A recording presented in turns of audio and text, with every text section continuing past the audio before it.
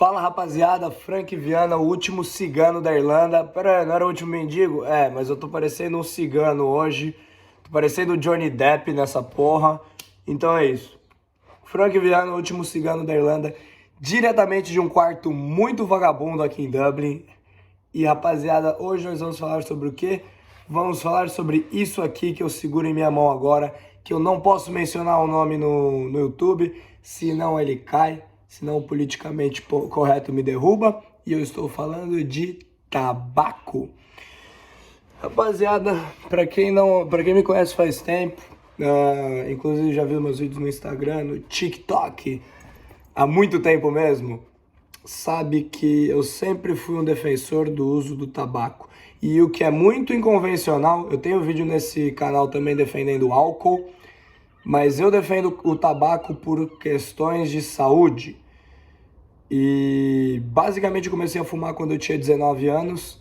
Não foi tão cedo quanto a maioria das pessoas, mas eu realmente fiz muita pesquisa antes e observação. Afinal, essa é a minha natureza. Eu observo gente fumando, eu falo, pô, isso daí não bate com a propaganda que me foi dada. A propaganda me falou que a pessoa ia ficar disfuncional, que a pessoa ia envelhecer rápido, que a pessoa teria menos vitalidade por estar fumando. E o que eu observava na prática era justamente o contrário. Posso citar, inclusive, dezenas de exemplos próximos a mim, vários exemplos de pessoas famosas, pessoas mais velhas do mundo, a enorme maioria fumou até os seus últimos dias. Países onde mais se vive também, em geral, são os países onde mais se fuma e tudo mais, não sei o quê. Mas eu vou deixar essa parte. Se você quer ver isso aí, entra no vídeo do Olavo de Carvalho, o cara tá falando isso há mais de 10 anos. Toda essa estatística aí antitabagista, questão de controle social, vai lá no canal dele. Hoje eu tô aqui para falar dos benefícios do tabaco, não da mentira sobre os malefícios. E vamos lá, benefício número 1, que não é divulgado, obviamente. Então eu vou fazer aí o serviço de entregar essa informação. Nicotina leva ao aumento da memória, a atenção, concentração, ela tem benefícios para pessoas com TDAH e Parkinson. Então, por que eu tô falando isso? Porque, obviamente, ninguém quer ser um retardado. O Alan dos Santos tem, goste ou não do gengivão, ele tem uma frase engraçada. O punheteiro morre burro e o fumante morre inteligente. É verdade. Os benefícios da nicotina para o seu cérebro, eles vão ser essenciais, eles vão maximizar o seu desempenho cognitivo e eu acho que é uma coisa que todo mundo deseja. Obviamente eu não estou falando de abuso, eu estou falando de uso, né? Também não falo de uso de cigarro, mas a gente vai chegar lá. Eu estou falando, por exemplo, eu fumo paeiro. Isso daqui é um cigarro de palha. Fumo charuto, cachimbo, que são formas mais puras de utilizar o tabaco, para extrair o máximo dos benefícios dele. Outra coisa, eu falei isso aí já no TikTok e no Instagram, mas para quem não sabe, o tabaco, a história dele é basicamente a seguinte: ele é uma folha que se origina nos Andes, na Cordilheira dos Andes, e ele é começado a ser fumado, porque lá ele era mascado. Ele começa a ser fumado justamente no nosso querido Brasil, nas terras tupiniquins, em Pindorama. Os nossos índios, Tupi-Guarani e tal, eles começam a processar e fumar o tabaco, não só mascá-lo, usando para rituais de cerimônia, como medicina também, para picadas de cobra, dor de dente, várias coisas que são usos tradicionais do tabaco. Muito bem, quando os portugueses chegam aqui, na verdade mais especificamente, quando os espanhóis chegam na ilha de Hispaniola, onde hoje eu acho que é República Dominicana e Haiti, o tabaco já tinha se espalhado até lá e Cristóvão Colombo, com as outras coisas que ele traz da viagem, ele leva essa folha que os europeus ainda demoram um pouco para utilizarem, só vai ser realmente utilizado em larga escala com a Rainha Elizabeth I, que tinha dores de cabeça horríveis e o tabaco ajudava nisso. Então, depois disso, como a rainha estava usando, toda a corte começa a usar e se espalha por toda a Europa. Muito bem. E uma das curiosidades aí, em relação aos seus benefícios, é que justamente dentre as tribos da América Latina, o tabaco era principalmente utilizado por duas classes sociais. Duas classes sociais especialmente ligadas ao masculino, os guerreiros e os caçadores. Então, antes de uma batalha, antes de uma caça, antes de você sair para matar aquela jaguatirica, o caçador, para ter o máximo desempenho da sua cognição, dos seus reflexos, de todas as suas habilidades essenciais, ele também utilizaria o tabaco, o que é comum até os dias de hoje. Se você for ver no sul dos Estados Unidos, onde a caça é muito popular, ainda bem, não com arco e flecha, mas com tecnologias mais modernas, é muito comum de se ver caçadores fumando, pescadores. A pesca é uma atividade extremamente masculina, sempre fumando seu paeirinho, tomando seu café, tudo isso porque tem benefícios cognitivos que são essenciais para o desempenho dessas funções. Então não pense que a pessoa fuma por fumar.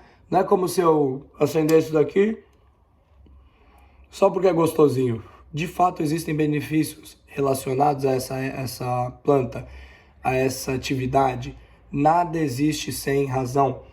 Então, assim, o segundo benefício que eu falo, como os guerreiros e os caçadores, é algo que é masculinizante. E o terceiro benefício, que eu acho interessantíssimo de falar, e é pouco falado, mas todo mundo sabe, o benefício social.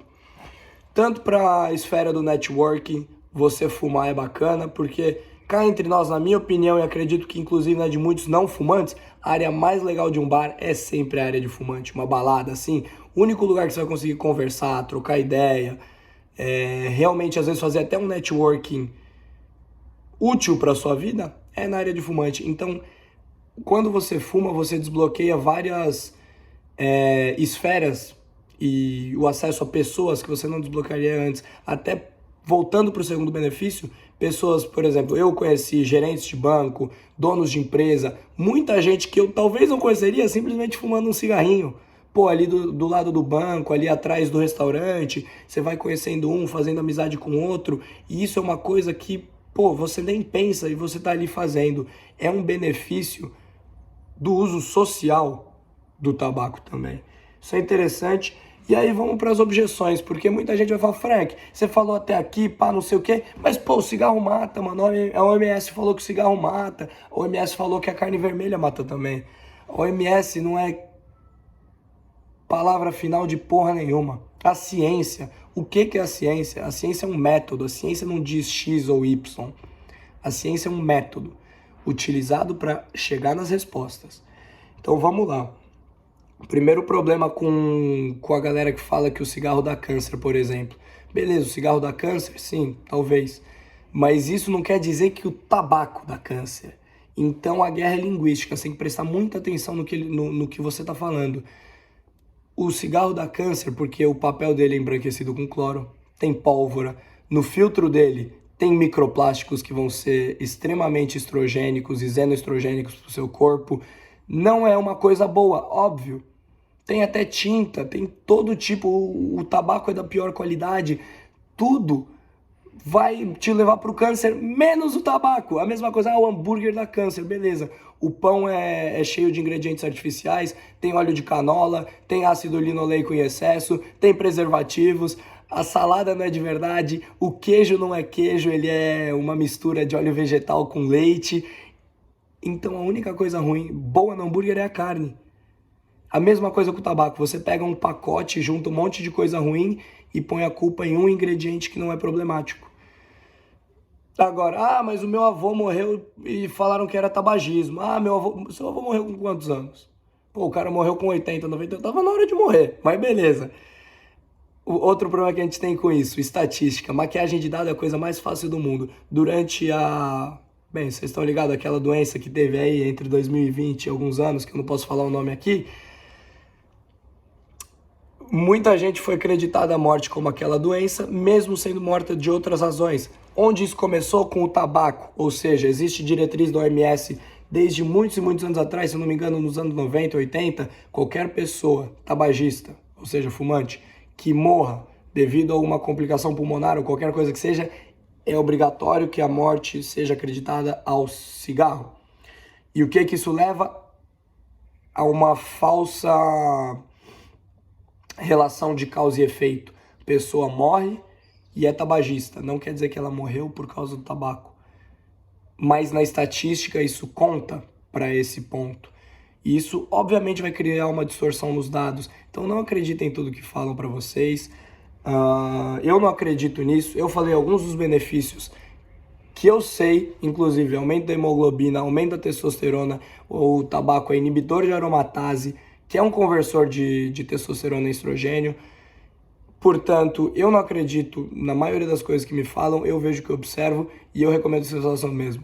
Apesar de ter assistido esse vídeo, pensa, tire as suas próprias conclusões e faça as suas ações como um indivíduo com livre-arbítrio. Se Deus os presenteou com isso, aproveita o máximo. E se você quer ver mais vídeos que saem da caixinha, que às vezes você ouve uma opinião diferente, me segue para mais vídeos e bora fazer essa cidade a melhor cidade para se morar no Brasil!